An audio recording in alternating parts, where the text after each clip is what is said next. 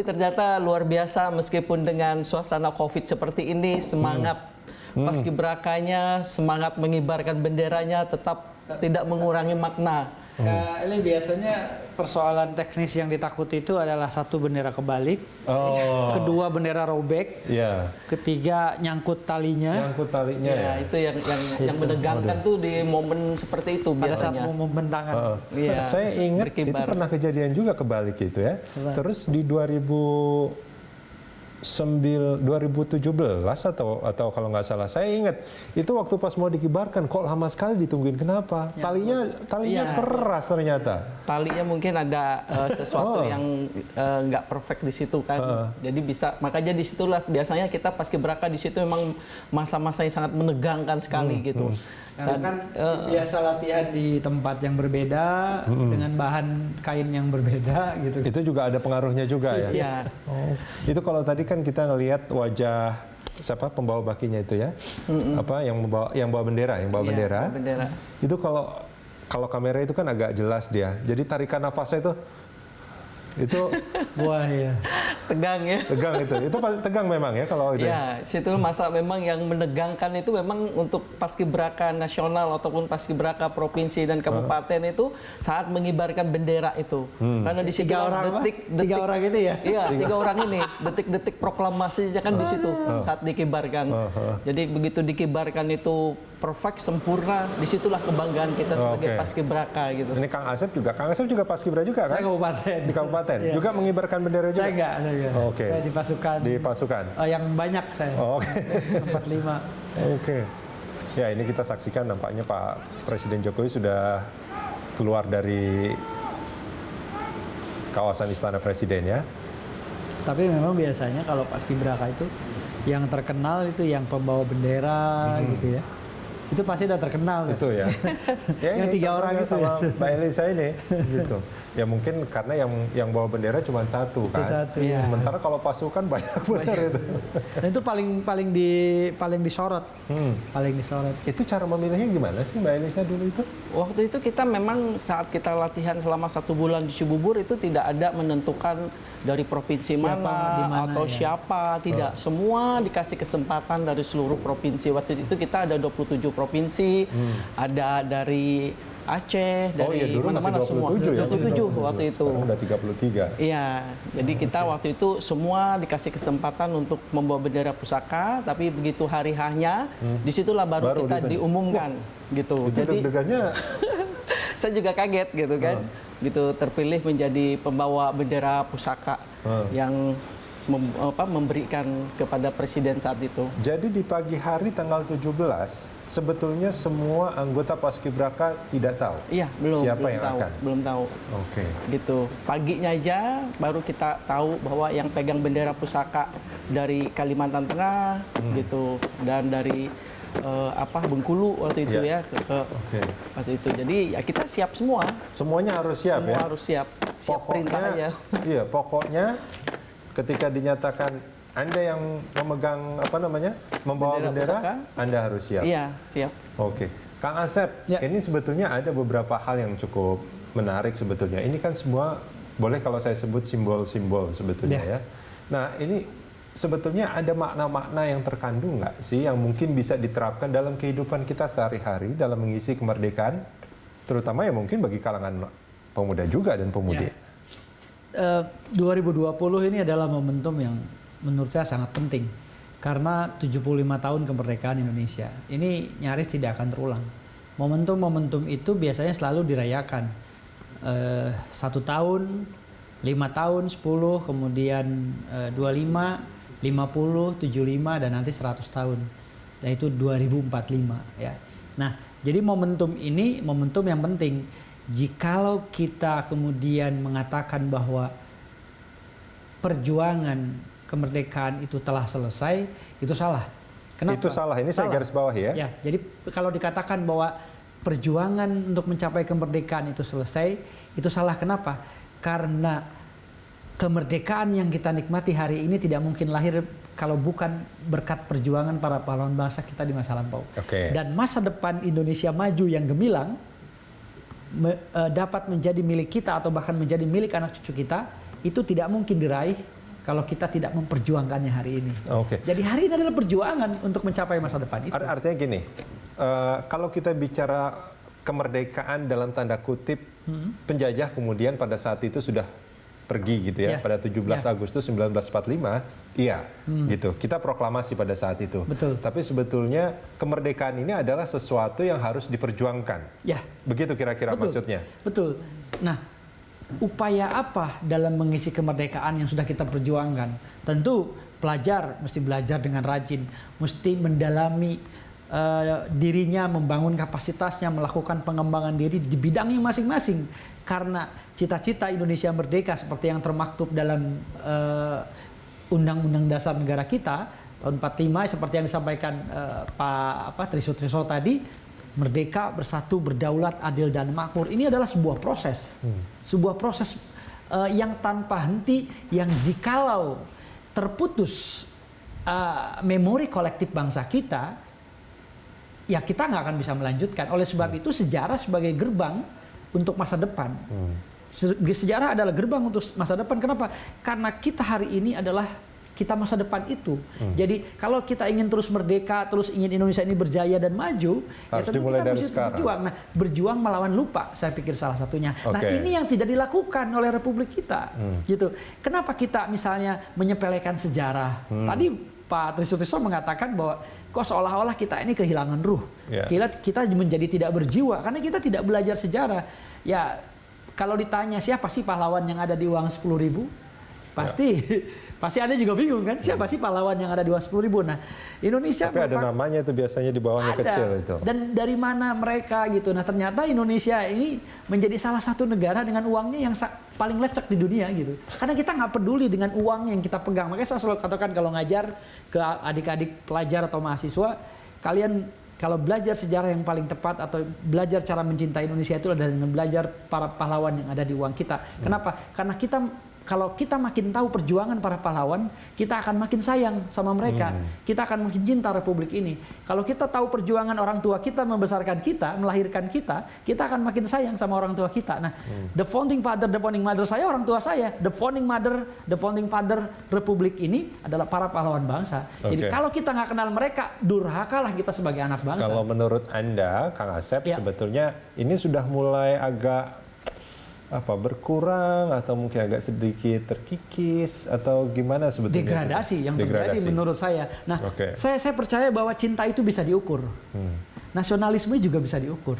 Nah, cinta tanah air dasarnya adalah saling kenal. Cinta itu dasarnya saling kenal kan. Ketika saya bilang cinta sama istri saya, ketika saya bilang cinta sama seseorang, tapi saya mengenalinya. Kan nggak mungkin saya ketemu perempuan terus sambil pada saat baru ketemu saya langsung bilang cinta, kan tidak mungkin. Nah, ketika saya bilang cinta Indonesia berarti saya kenal Indonesia. Apa arti nama Indonesia? Siapa yang memberi nama Indonesia pertama kali?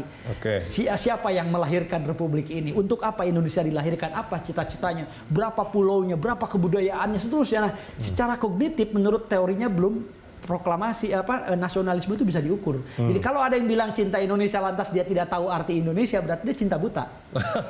Bukankah cinta buta juga cinta juga? Ya, tapi cinta yang tak berdasar. Nasionalisme semu saya mengatakannya. Nah, oleh sebab itu cara kita merayakan kemerdekaan mesti benar. Nah, saya melihat kok merayakan kemerdekaan selalu dengan panjat pinang, balap karung, makan kerupuk. Nah, ini yang disebut pembodohan massal terjadi di Republik ini. Tapi itu istilahnya juga kan memeriahkan kemerdekaan. Ya, tapi apakah dengan panjat pinang, balap karung, makan kerupuk kita makin kenal pahlawan? Apakah pahlawan kita akan bangga kalau saya jadi juara panjat pinang tingkat nasional, lantas saya tidak mengenal mereka? Nah, ini kan kesalahan fatal di Republik ini, selalu simbol-simbol yang semu.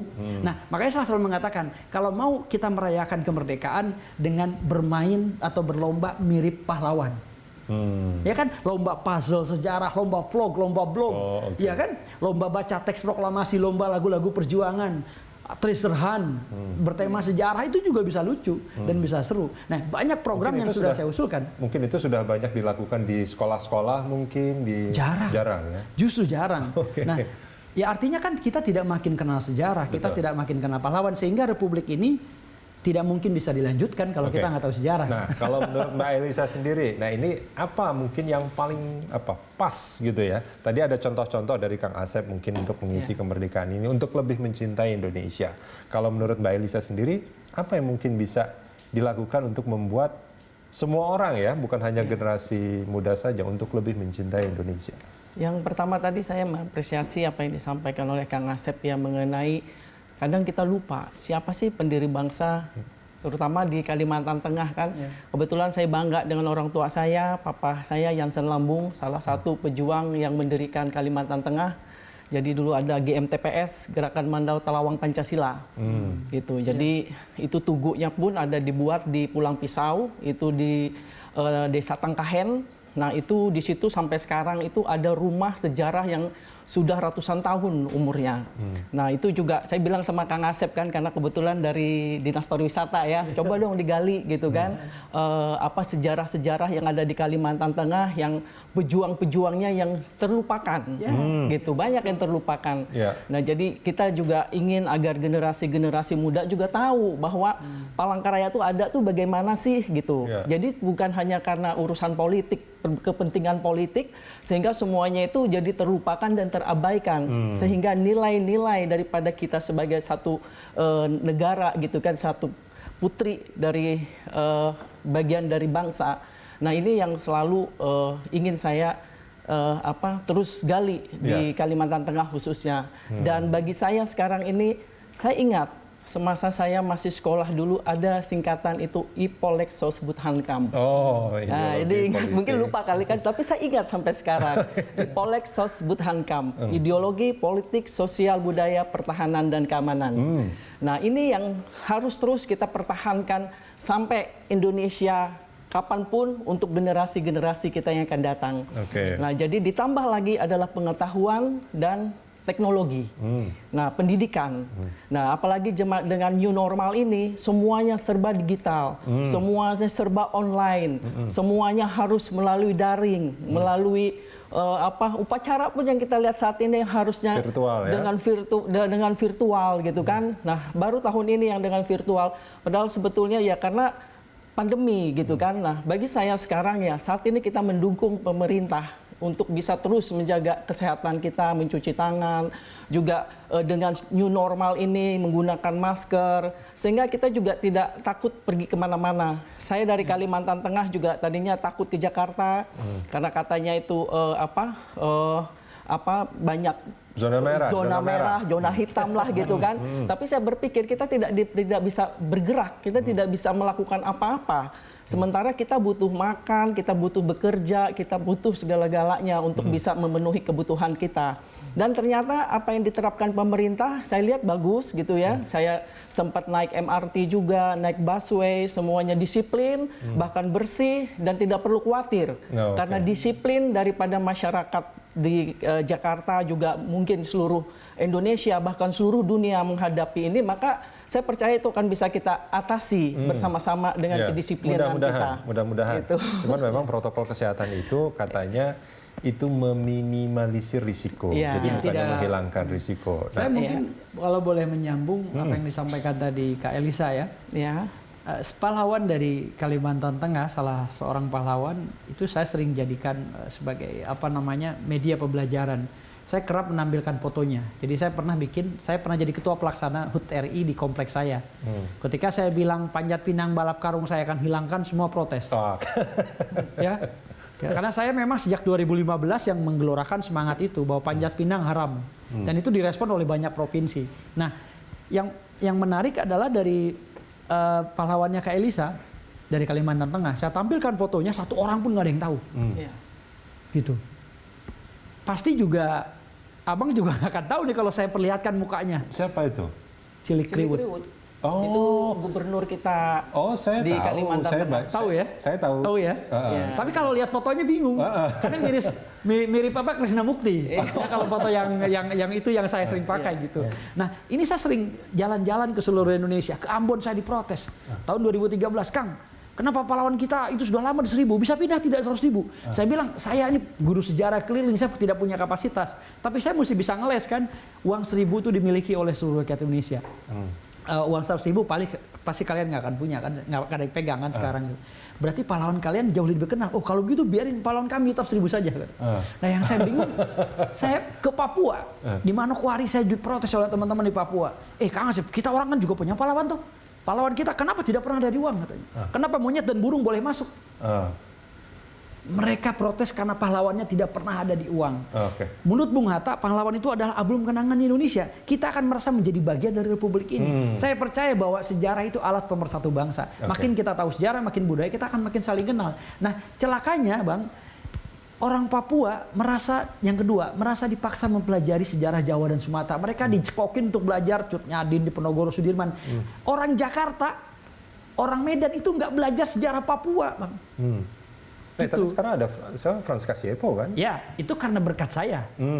Karena saya diminta oleh Bank Indonesia untuk menjadi tim dalam rangka pemilihan pahlawan yang akan dimasukkan ke dalam uang baru. Jadi usulan dari Papua saya bawa saudara-saudara kita ke Jakarta. Dua lagi Bang mereka protes. Yang dipaksa tadi belajar sejarah Jawa dan ternyata betul orang-orang Jakarta, orang Medan itu nggak belajar sejarah Papua. Nah, dan yang ketiga protes mereka tuh nama Jalan Sudirman, Tamrin tuh gede-gede di mana-mana. Di Penogoro gede-gede, tapi nama pahlawan Papua tidak ada, di Kalimantan Tengah juga tidak ada. Jadi saya kira ini sejarah ini mesti digelorakan, share history, Bang. Karena akan mempersatukan kita gitu. Mesti dipelajari satu sama lain. Ini menarik sekali, Mbak Elisa. Kita akan sambung ini nanti di segmen berikut, pemirsa. Jangan kemana-mana, spesial report HUT ke-75 RI masih akan kembali usai jeda.